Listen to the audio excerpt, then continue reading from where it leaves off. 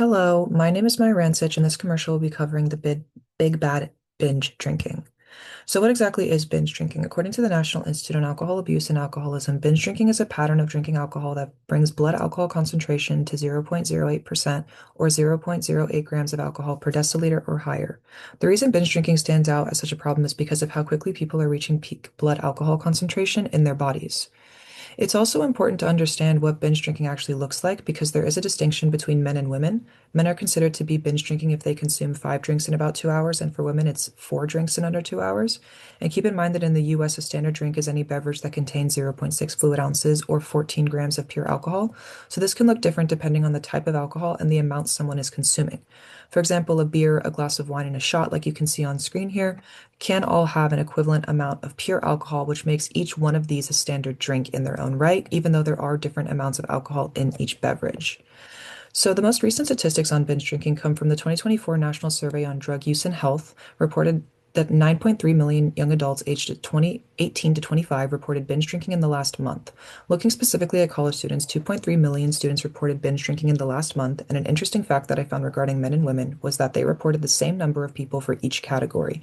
4.7 million males and 4.7 million females reported binge drinking in the last month within that 18 to 25 age range. These staggering numbers show that binge drinking is a major problem among young people and particularly college students.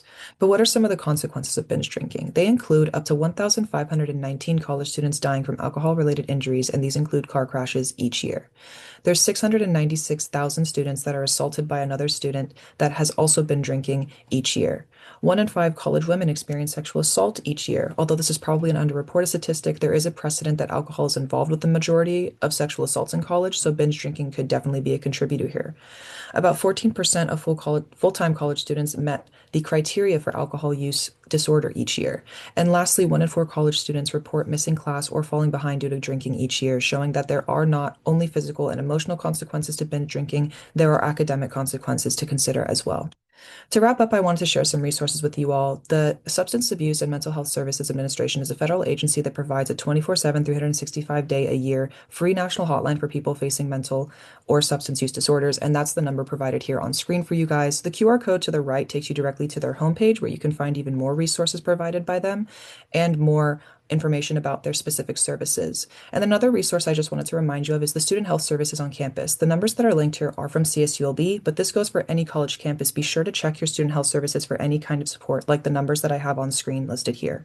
If you're struggling with binge drinking or know someone who might be, I hope this commercial was informative for you, and don't hesitate to utilize these resources when you need help. Thank you very much for listening, and here are my references.